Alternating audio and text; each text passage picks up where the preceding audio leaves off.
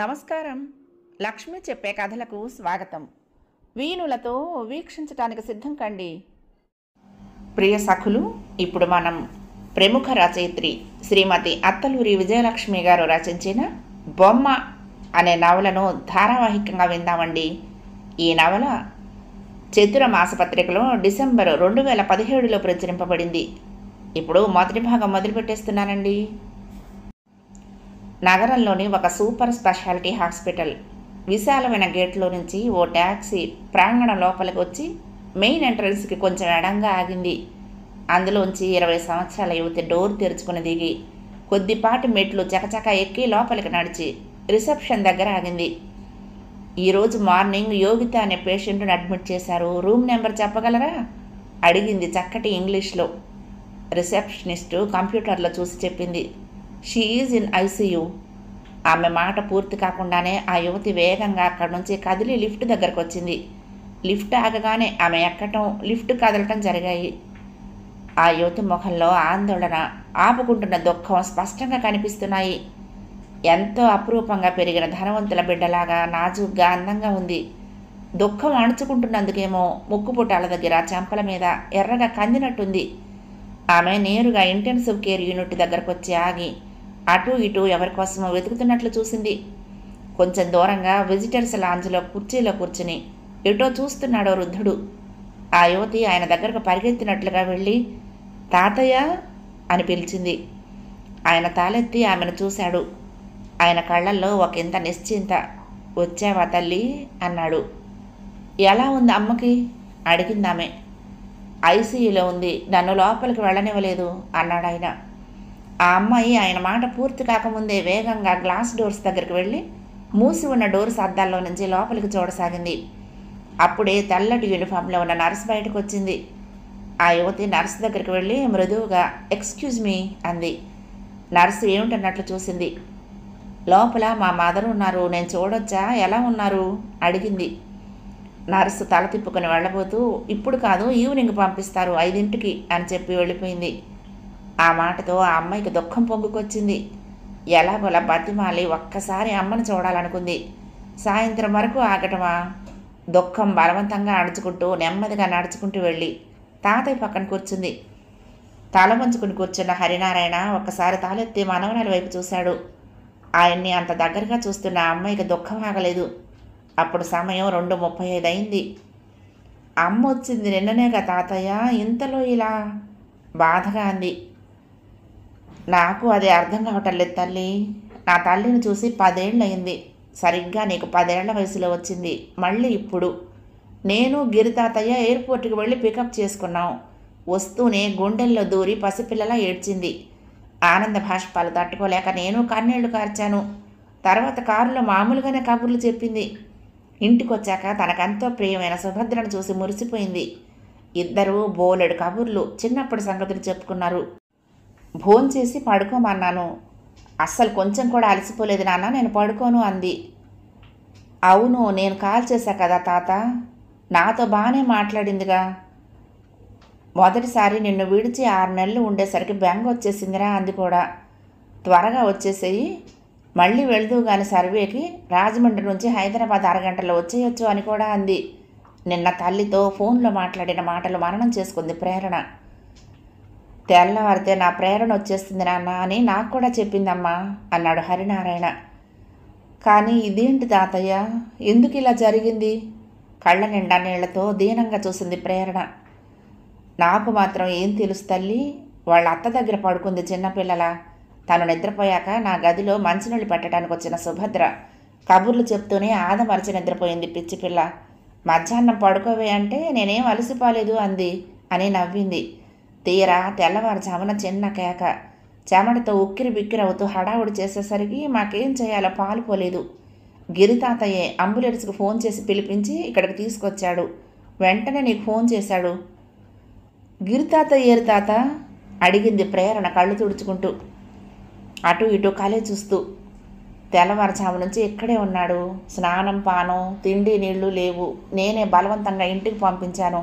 నువ్వు వచ్చే ముందే వెళ్ళాడు. అయ్యో, మరి నువ్వు భోంచేసావా తాతయ్య అడిగింది ప్రేరణ ఆయన భుజం మీద చేయేసి. ఆయన మౌనంగా తల తిప్పుకున్నాడు. తను చాలా తెలివి తక్కువ ప్రశ్న వేశానని ప్రేరణకు అనిపించింది.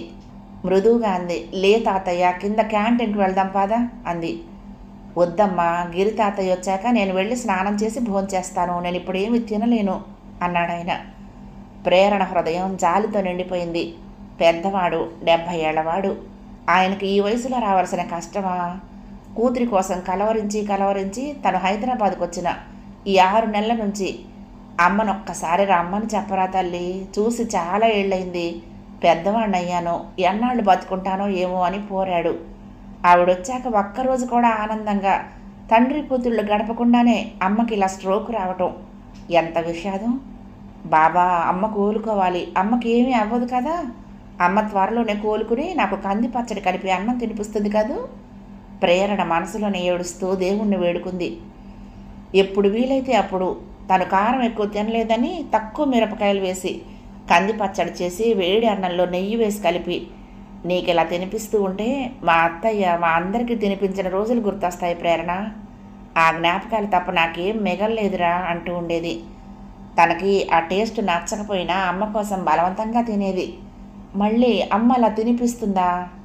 ఈసారి ఇష్టంగా తింటానమ్మా, నిజం, నీకోసం నేను ఆ పచ్చడిని ఇష్టపడతా. వెక్కిళ్ళు వినపట్టంతో ఉలిక్కి పడింది. హరినారాయణ భుజాలు ఎగిరెగిరి పడుతున్నాయి. ఎంత నిశ్శబ్దంగా ఏడవాలన్నా ఆయనకు చేత కావటం లేదు. ప్రేరణ ఆయన భుజం మీద చెయ్యేసింది.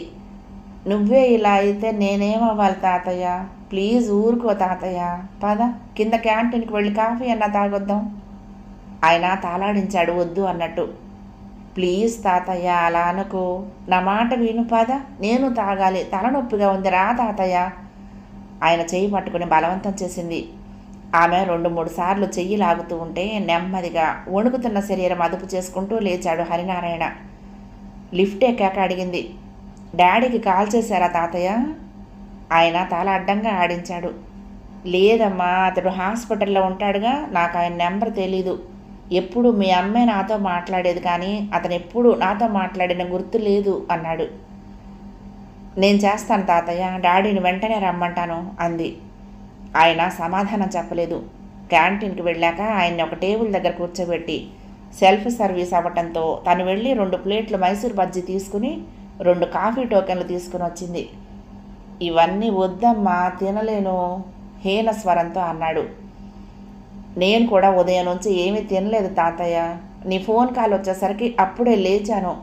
పరమేశ్వర శాస్త్రి గారి భార్య మీనాక్షి బామ్మగారు ఇడ్లీ తిని వెళ్ళమ్మా అని బతిమలాడారు, కానీ అమ్మను హాస్పిటల్ అడ్మిట్ చేశారనగానే నాకేం తోచలేదు, ఏం తినాలనిపించలేదు.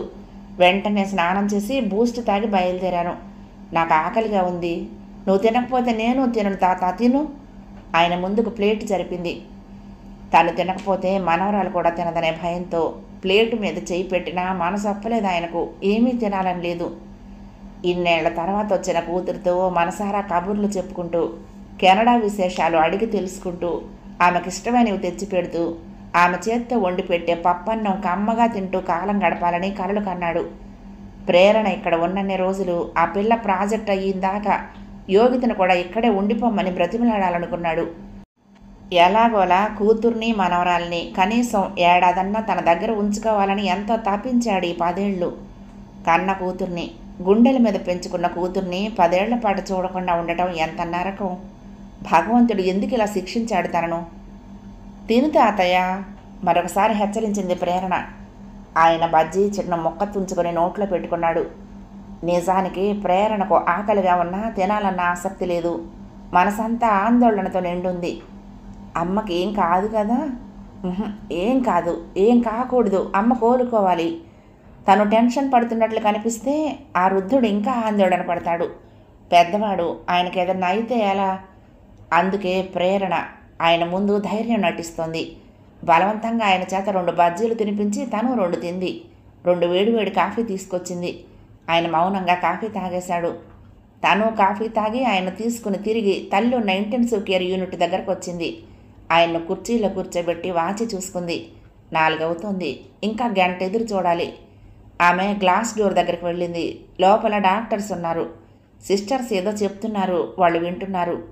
యోగిత కాక మరికొందరు పేషెంట్స్ కూడా ఉన్నట్లున్నారు. ఆకుపచ్చ స్క్రీన్స్ కనిపిస్తున్నాయి మధ్య మధ్య. చూస్తూ ఉండగానే అందరూ ఏదో హడావుడి పడుతూ ఒక పేషెంట్ని అటెండ్ అవుతున్నారు. నొసలు చిట్లించింది ప్రేరణ. ఎవరా పేషెంట్? బాబా, అమ్మ కోలుకుంటుంది కదూ? మరొకసారి ప్రార్థించింది. నర్సు హడావుడిగా బయటకు వస్తూ ఉంటే పక్కకు జరిగింది ప్రేరణ. ఆవిడెటూ చూడకుండా వేగంగా వెళ్ళిపోయింది. మరికొద్దిసేపటికి ఏవో ఇంజెక్షన్స్ మందులు తీసుకుని వచ్చింది. ప్రేరణకి బలవంతంగా తలుపులు తోసుకొని లోపలికి వెళ్ళాలనిపించింది. నా తల్లిని నేను చూడటానికి వీళ్ళ రిస్ట్రిక్షన్స్ ఏంటి? చిరాగ్గా అనుకుంది. అసహనంగా అక్కడే అటు ఇటు కదులుతూ మధ్య మధ్య అద్దాల్లో నుంచి లోపలికి తొంగు చూస్తూ టైం చూసుకుంటూ గడపసాగింది. మళ్ళీ నర్సు బయటకు వచ్చింది. మిస్టర్ హరినారాయణ, అక్కడ ఉన్న జనాన్ని చూస్తూ పిలిచింది.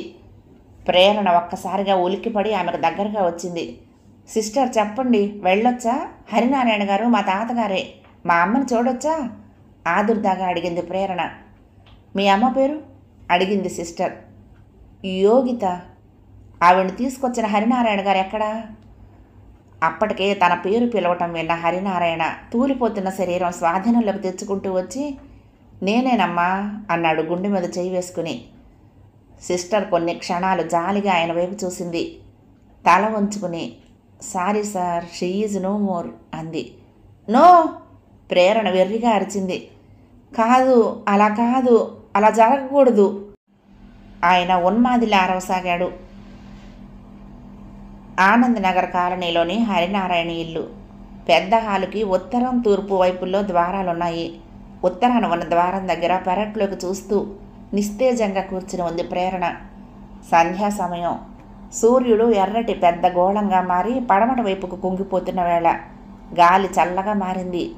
లోపల నుంచి బంధువులు చేస్తున్న వంటల హడావుడి కనిపిస్తోంది. అదేమీ పట్టనట్లు బొమ్మలా కూర్చుని బాదం చెట్టు మీద వాలిన పక్షుల్ని చూస్తున్న ప్రేరణ గుండెల్లా మాత్రం అగ్నిపర్వతం రగులుతోంది. ఆమె కళ్ళ ముందు వెలుగు చీకటి అన్నీ ఒకేలా ఉన్నాయి. ఆనందానికి విషాదానికి తేడా తెలియనట్లు. 2 రోజుల క్రితం అగ్నిజ్వాలల్లో మసిగా మారిన తల్లి మృతదేహం ఇంకా కళ్ళ ముందు కనిపిస్తూనే ఉంది. ఏడ్చి ఏడ్చి కళ్ళల్లో నీరింకిపోయినట్లు గాజు గోడల్లా ఉన్నాయి కళ్ళు.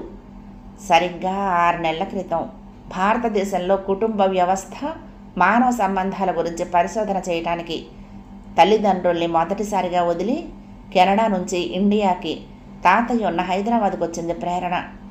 ఎప్పుడో చిన్న పిల్లగా 9-10 ఏళ్ల వయసులో చూసింది ఆయన్ను. ఆ తర్వాత చూడలేదు. ఆమె రాగానే వృద్ధుడైన హరినారాయణ 20 ఏళ్ల క్రితం పెళ్లి చేసి పంపించిన తన కూతురే వచ్చినట్లు మురిసిపోయాడు. పెళ్లి చేసుకుని వెళ్ళి 10 ఏళ్లకు వచ్చింది యోగిత. అది కూడా మనవరాల్ని చూడాలని తను తప్పిస్తూ కబుర్ల మీద కబుర్లు చేయగా పంపించాడు అల్లుడు. ఆ తర్వాత ప్రేరణ ఇలా రావటం ఆయన ఆనందానికి హద్దు లేకుండా పోయింది. అమ్మ కూడా వస్తే ఎంత బాగుండేది తల్లి, ఎలా ఉంది అమ్మ, నా కళ్ళల్లోనే మెదులుతోందమ్మా అంటూ కన్నీళ్లు పెట్టుకుంటూ ఉంటే ప్రేరణకు ఎలాగో అనిపించింది. ఎందుకు డాడీ మమ్మల్ని ఇండియా పంపలేదు అని ఆలోచించింది కానీ ఆమెకు కారణం తట్టలేదు.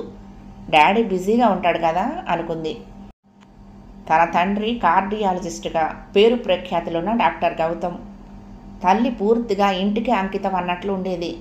ఏమాత్రం సమయం చిక్కినా ప్రేరణను దగ్గర కూర్చోబెట్టుకుని హోంవర్క్ చేయించినంత శ్రద్ధగా తన బాల్యం గురించి, తల్లిని చిన్నప్పుడే కోల్పోయిన తనని తండ్రి ఎంత గారాభంగా చూసేవాడో, మేనత్త సుభద్ర తనని ఆవిడ పిల్లల్ని సమానంగా ఎంత ప్రేమగా చూసేదో చెప్పేది. వేసవి సెలవుల్లో సుభద్రతో పాటు ఆవిడ అత్తగారి ఊరు రాజమండ్రి వెళ్ళి గోదావరి గట్టు మీద తీసిన పరుగుల గురించి చెప్తూ ఉండేది. సుభద్ర అత్తగారు చేసే రుచికరమైన వంటలు, పిండి వంటకాల గురించి చెప్తూ ఉండేది.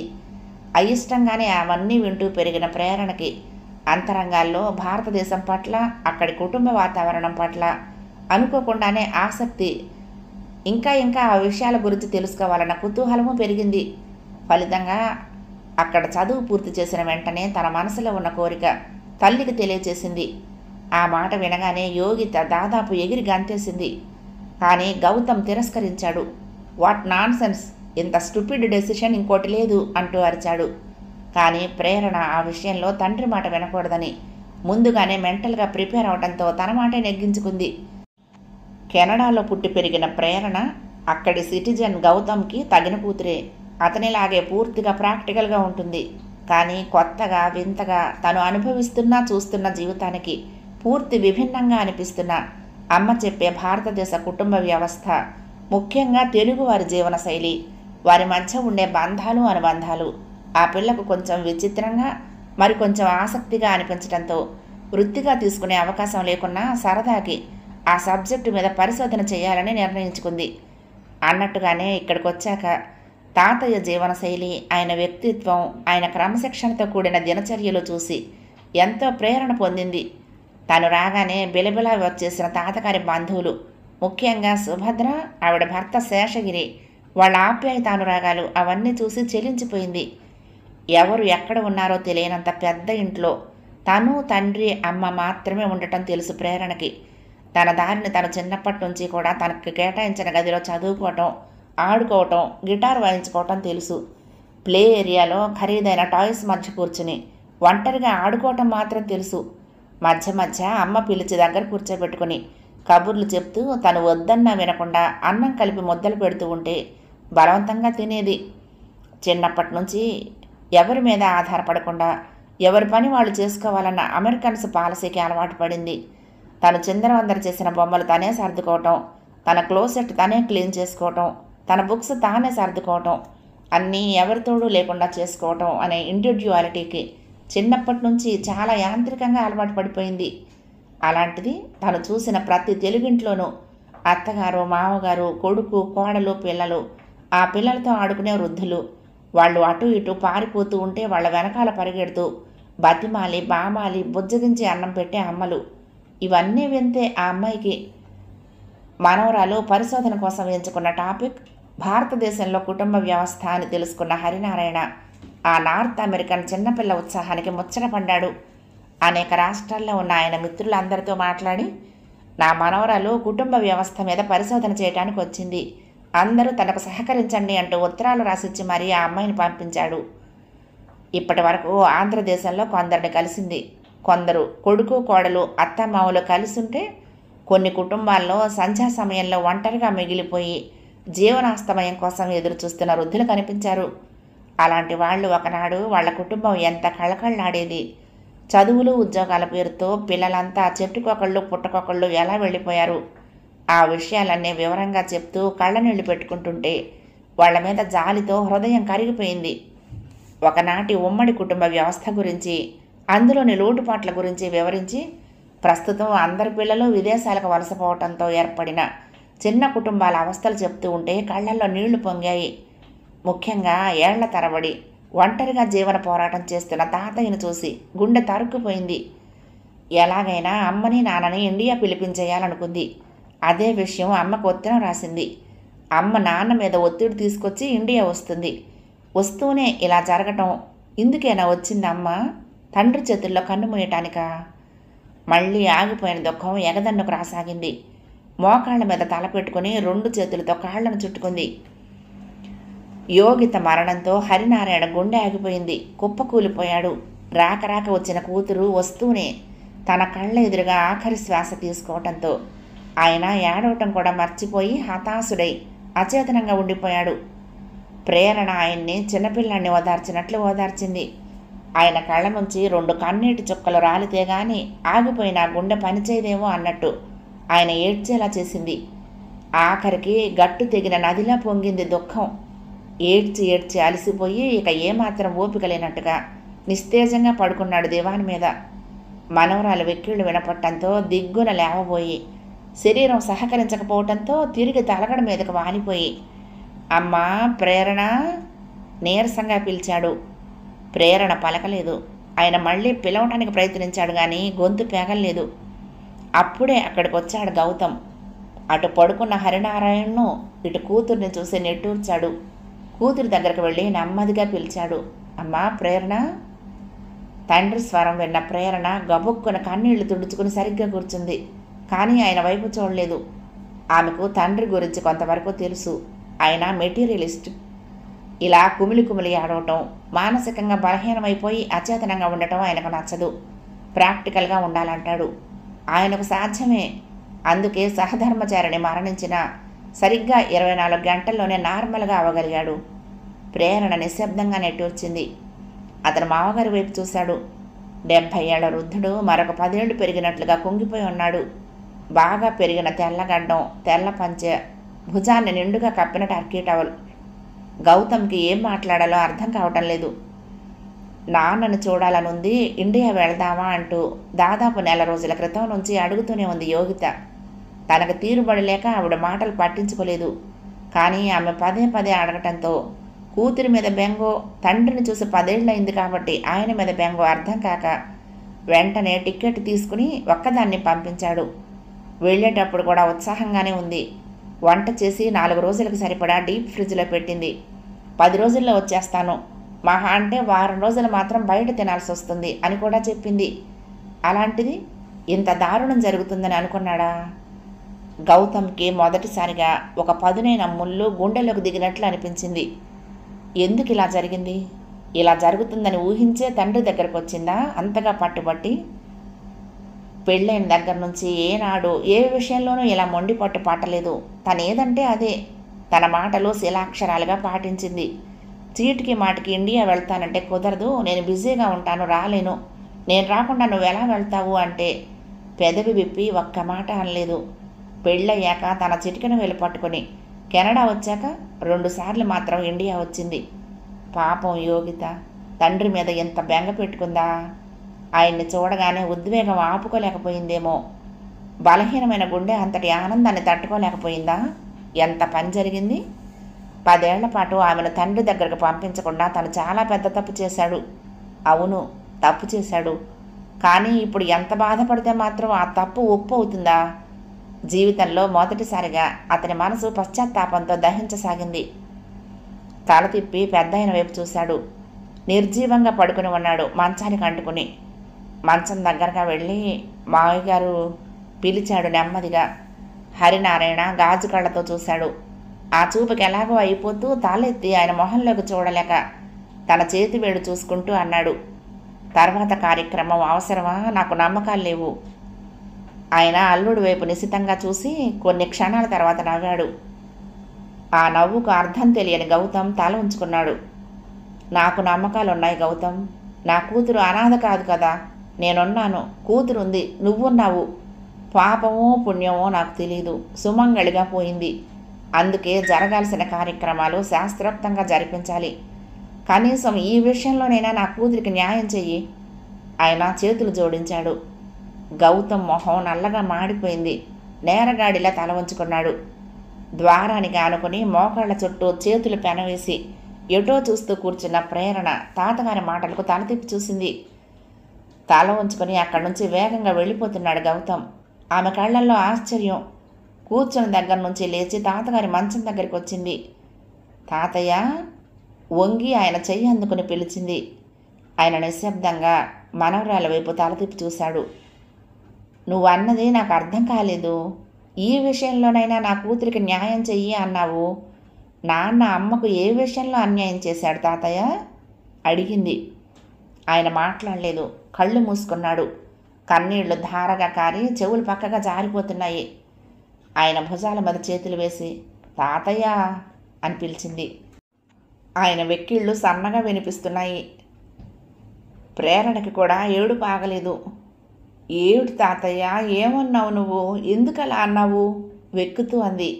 ఆయన మాట్లాడకుండా అలా ఏడుస్తూనే ఉన్నాడు. చెప్పు తాతయ్య, అమ్మని డాడీ సరిగ్గా చూసుకోలేదా? నాకెప్పుడూ అలా అనిపించలేదే. అమ్మ వాజ్ వెరీ కంఫర్టబుల్ తాతయ్య, ప్రేరణ ఏడుస్తూ చెప్పింది. ఆయన కళ్ళు తుడుచుకుని అన్నాడు, లేదమ్మా, అమ్మని మీ నాన్న చాలా బాగా చూసుకున్నాడు. ఏమిటో దుఃఖంతో మెదడు పనిచేయటం లేదు. ఏదో అన్నానులే, పట్టించుకోకు. అప్పుడే వంటగదిలో పని ముగించుకుని అటు వచ్చిన సుభద్ర తాత మనవరాలి సంభాషణ విని ప్రేరణ దగ్గరగా వచ్చింది. ఏమిటమ్మా, ఏం కావాలి? ప్రేరణ తల మీద చెయ్యేసి ప్రేమగా నిమురుతూ అడిగింది. సుభద్ర ఆ ఇంటికి ఆడపడుచు. హరినారాయణ భార్య పోయిన దగ్గర నుంచి ఆయన ఒక్కగానొక్క కూతురు యోగితను కంటికి రెప్పలా చూసుకున్న ఉత్తమ ఇల్లాలు. యోగిత మరణం ఆవిడని మరీ ఎక్కువ కొంగదీసింది. తన చేతుల్లో పెరిగిన యోగిత అర్ధాంతరంగా మరణించటం జీర్ణించుకోలేకపోతోంది. అయినా మనోధైర్యం కోల్పోకుండా అన్నగారిని మనవరాలని ఆ దుఃఖం నుంచి మళ్లించడానికి ఎంతో ప్రయత్నిస్తోంది. అన్నగారి పక్కన కూర్చున్న సుభద్ర, ఏమిటన్నయ్యా నువ్వు చిన్నపిల్లాళ్ళ చూడు పసిపిల్ల ఎలా బెంబేలు పడిపోతుందో. ఊరుకో అన్నయ్య అంది ఉబికి వస్తున్న ఏడుపును కంఠంలో అదిమి పడుతూ. లేదమ్మా నేను ఏడవటం లేదు, నిజం నేను ఏడవటం లేదు ఆయన కారుతున్న కన్నీళ్లు తుడుచుకుంటూ అన్నాడు. ప్రేరణ బామ్మ వైపు చూస్తూ అంది. బామ్మ, డాడీ మా డాడీ అమ్మను కష్టపెట్టాడా? నాకు తెలీదు. ఎలా? నాకు తెలిసి అమ్మని డాడీ ఎప్పుడూ ఏమీ అనలేదు. ఆవిడ ప్రేరణను దగ్గరకు తీసుకుంది. అదేం లేదమ్మా, మీ తాతయ్య బాధతో ఏదేదో మాట్లాడుతున్నాడు. నాన్న అమ్మను బాధ పెట్టడం ఏంటి? అదేం లేదు. వెళ్ళమ్మా, వెళ్ళి మొహం కడుక్కొని తల దూకో, వెళ్ళి తల్లి అంది. సందేహంగానే అక్కడి నుంచి వెళ్ళిపోయింది ప్రేరణ. ప్రేరణ వెళ్ళిపోవటం చూసి అంది సుభద్ర. అన్నయ్య కొంచెం కంట్రోల్ చేసుకో. ఇప్పుడు జరిగిపోయినవి తవ్వుకోవటం వల్ల ఉపయోగం లేదు. అది పసిపిల్ల, అనవసరంగా దాని మనసు పాడు చేయొద్దు. జరిగిందేదో జరిగింది. అయినా అతను ఏం చేశాడని? భార్యని వదిలి ఉండలేక చీటికి మాటికి నీ దగ్గరకు పంపలేదు. కెనడా అంటే కాకినాడో రాజమండ్రో కాదుగా. ఇంకా అవన్నీ తవ్వుకోకు. ఏది ఏమైనా నీ కూతురు ఆఖరి క్షణాలు నీ దగ్గరే గడిపింది. ఒక విధంగా నీ చేతుల్లో కళ్ళు మూసింది. నీకు మనవరాలనిచ్చి తను వెళ్ళిపోయింది అంటున్న సుభద్ర ఇక దుఃఖం ఆపుకోలేక 2 చేతులతో మొహం దాచుకుని వెక్కి వెక్కి ఆడోసాగింది. ఆయన తన చేతుల్లో ఆమె చేతులు పెట్టుకుని నొక్కుతూ స్పర్శ ద్వారా ఆమెను ఓదార్చసాగాడు. ఆ అన్నా చెల్లెళ్ల ఆవేదనతో కూడిన ఆ శోకం కిటికీలో నుంచి చూస్తున్న సూర్యుడు మబ్బుల్ని చాటు చేసుకుని పడమట దిక్కుకు మెల్లగా సాగిపోయాడు.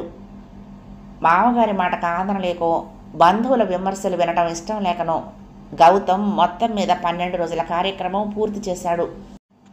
హరినారాయణ గుండెల్లో బడమానలను దాచుకుని పైకి మాత్రం గంభీరంగా ఉన్నాడు. డబ్బు మంచినీళ్ళలా ఖర్చు చేశాడు.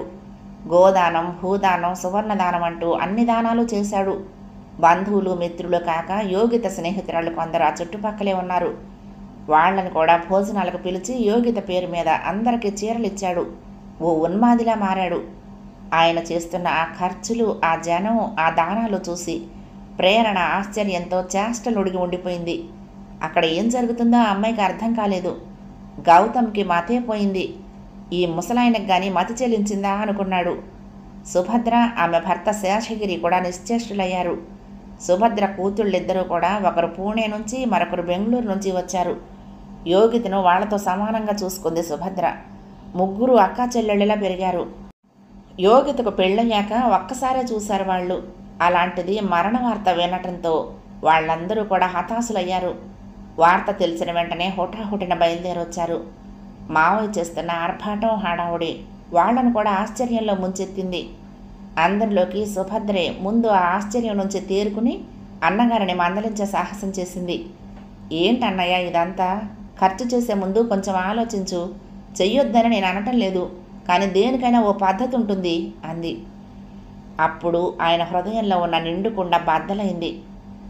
నా నాపకు సుభద్ర, ఇదంతా దానిదే, దానికోసమే ఖర్చు పెట్టని. చిన్నప్పటి నుంచి దాచి పెళ్లికి ఖర్చు పెట్టాను. పెళ్లి చేసి పంపిస్తూ నా బిడ్డ త్వరలోనే గర్భవతిగా పుట్టింటికి రావాలని, ఆడంబరంగా సీమంతం జరిపించాలని ఆశపడుతూ ఘనంగా చీరాసారలతో అత్తగారింటికి సాగనంపాను. కానీ ఏమైంది? అమెరికన్ సిటిజన్షిప్ కోసం అక్కడే పురుడు పోసుకుంది. దాని పురిటి ఖర్చు అలాగే ఉండిపోయింది నా దగ్గర. పుట్టిన మనవరాలను ఎత్తుకుని వస్తుందని, నా మనవరాలకి ఒంటి నిండా నగలు చేయించాలని ఇంకాస్త దాచాను. దానికి 10 ఏళ్ళు వచ్చిందాకా రాలేదు. వచ్చాక అవన్నీ అది వేసుకోదు నాన్న అంటూ నాజూకు ఆభరణాలు మాత్రం తీసుకుంది. ఆ డబ్బు అలాగే ఉంది. మళ్ళీ వస్తుంది నా కూతురు, ఇంకా ఏదో చెయ్యాలని తహతహలాడాను. వచ్చింది, వచ్చి రాగానే వెళ్ళిపోయింది. ఇంకా ఏం చేయనమ్మా, ఎవరి కోసం దాచను? ఆడపిల్ల, ఒక్కగానొక్క ఆడపిల్లకు పుట్టింటి నుంచి తరచూ పసుపు కుంకుమలు, సారెలు, చీరలు, కానుకలు పంపాలని ఆరాటపడ్డాను. ఇవాళ నా ఆరాటం తీరని ఆక్రోశమైంది. ఇంకెందుకమ్మా నాకు ఈ ఆస్తి? అందుకే నన్ను ఆపొద్దు, ఇదంతా దాని డబ్బు, దానికే ఖర్చు పెట్టని అంటూ బావురమన్నాడు. ఆ దృశ్యం చూసిన ప్రతి ఒక్కరి గుండె చెరువైంది. సుభద్ర చెంగు నోట్లో కుక్కుని లోపలికి పరిగెత్తింది. 13వ రోజు అందరూ ఎవరి దారిన వాళ్ళు వెళ్ళిపోవాలి.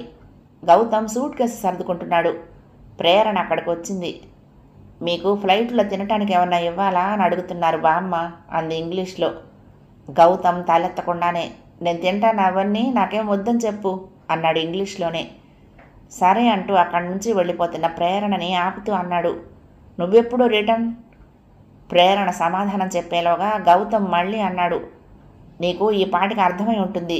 నువ్వు సెలెక్ట్ చేసుకున్న టాపిక్ ఎంత సిల్లీ టాపిక్కో, దానివల్ల నీకు ఉపయోగం ఏమాత్రం లేదు. ఇంకా టైం వేస్ట్ చేయకుండా త్వరగా వచ్చేయి. వేరే మంచి కోర్స్ ఏదైనా చేద్దు కానీ, లేదంటే ఫర్దర్ స్టడీస్ చేయొచ్చు. ఇంకా నీకు ఇండియాలో ఏం పని? ఆఖరి మాట ప్రేరణ గుండెల్లో ముల్లులా గుచ్చుకుంది. ఇండియాలో ఏం పని? అవును, ఆయనకు పని లేదు. నిజానికి తనకీ లేదు. కానీ ఏదో బాధగా ఉంది వీళ్ళందరినీ చూస్తూ ఉంటే. డాడీ వెళ్ళిపోగలరు, తను వెళ్ళగలదు. కానీ తను ప్రాజెక్టు మీద వచ్చింది, అది పూర్తి కాకుండా పోలేదు. పైగా ఈ పరిస్థితుల్లో హడావుడిగా వెళ్ళిపోవటానికి ఆ అమ్మాయి అంతరాత్మ అంగీకరించడం లేదు. మొదటి భాగం సమాప్తం. ప్రియ సఖులు, ఈ కథ మీకు నచ్చితే తప్పకుండా లైక్ చేయండి, షేర్ చేయండి, కామెంట్ చేయండి, సబ్స్క్రైబ్ చేసుకుని నన్ను ఎంకరేజ్ చేయండి. ఉంటానండి. ప్రేమతో లక్ష్మి, కృష్ణాతీరం దుర్గమ్మ సన్నిధానం. నమస్తే.